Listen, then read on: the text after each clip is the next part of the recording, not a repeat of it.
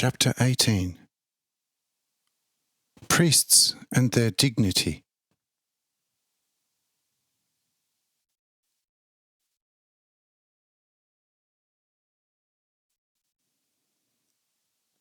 With this, everyone is satisfied, and it is peaceful once again on the outlier, which is separated by a small saddle from the higher range stretching towards the south. But below, at the sea, it is becoming very lively, for several parties from the city have arrived at Mark's home, and naturally lament in very vivid colours about their distress and their undeserved misfortune. Mark's kitchen, it is very active, and both sons prepare several field ovens with Mark in order to prepare the considerable number of meals for so many guests.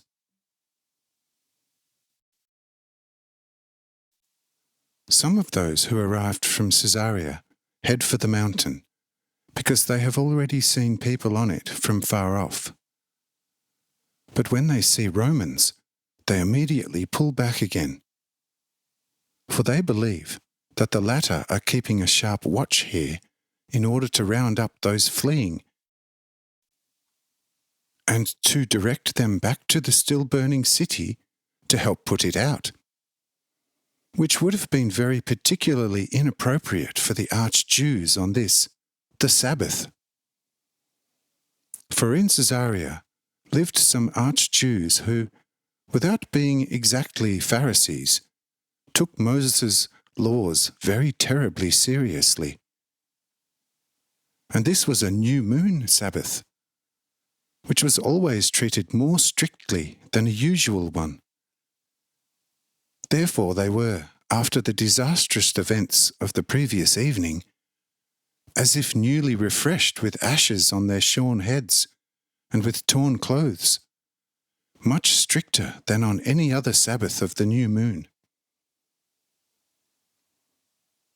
It would, therefore, have been highly fatal for these highly strict Sabbathists if they had been sent back by these Romans, who did not respect the Sabbath, to put out the flames. Therefore, they did not stay long on the mountain at the sight of the Romans, although these were still asleep, and, as already mentioned, returned again straight away. Raphael smiled and said to Mathael, "Did you see them, the strict Sabbathists?"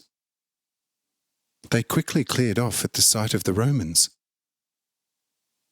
But rejoice, they will yet give us a lot of trouble today. Mathael says, "Friend, with love, wisdom, and patience, and particularly with the help of the Lord, everything can be done. Blind in heart, naked in understanding, they are stuck in their foolishness like an old rusted nail in a beam.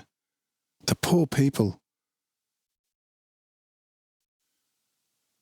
Well, perhaps we can heal them all."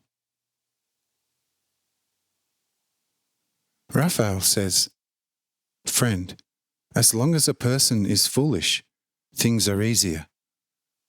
But if arrogance, domineeringness, and pleasure-seeking joins foolishness in a firm bond, then improvement is difficult, and most difficult of all, with the priesthood of the high-ranking sort and type. Just take whatever position of a human you like. For example, a general, or some other high-ranking imperial servant.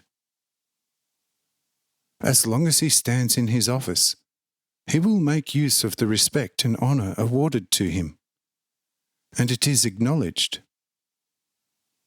But with time he can become unsuitable for his position, and then he is put into retirement, and he is de facto nothing any longer, and no longer worries about his earlier arduous position.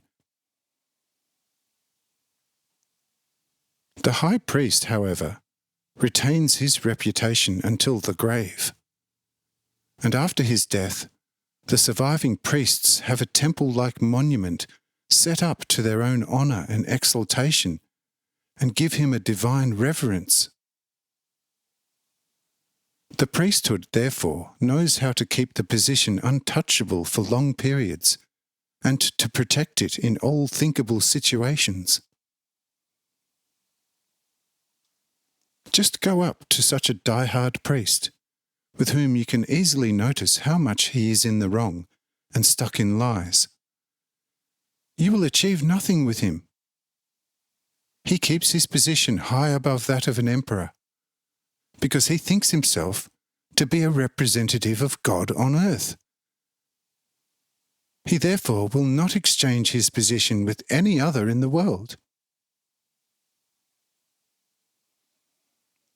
If you want to buy his position with much gold and silver, he will say to you, "I have enough gold and silver, but my position is worth more than all the treasures of this world. For I am an official of God, and no official of a worldly prince, and my position remains in eternity." After such a retort, you then no longer hold the reins, and you have to dance to the tune of the confirmed high priest. Therefore, I believe that there is not much that can be done here with these arch-Jews. In addition, your sense is quite perfectly worthy of God. Everything is possible for the Lord God, however, what often seems impossible for us angels and you people. Matthew says, "I thank you for these words. But now the sun is rising, and we must keep ourselves ready for the arrival of the Lord." Raphael says, "You are quite right, for the Lord is the true Son of all sons. If he rises in a person's heart, then it is the day of days for that person." Can you already see him coming from the wood, since you are looking there so studied? Matthew says, "The sun is already over the horizon, but there is nothing to be discovered of the Lord and of the two who hurried to meet him." It seems to me, taking things quite accurately according to your statement, that you have miscalculated a little even with your heavenly prophecy. The rising of the sun and the return of the Lord do not coincide at all. Look, the sun is already standing high above the horizon, and there is still no trace of the Lord. Now tell me how I should interpret your prophecy to us.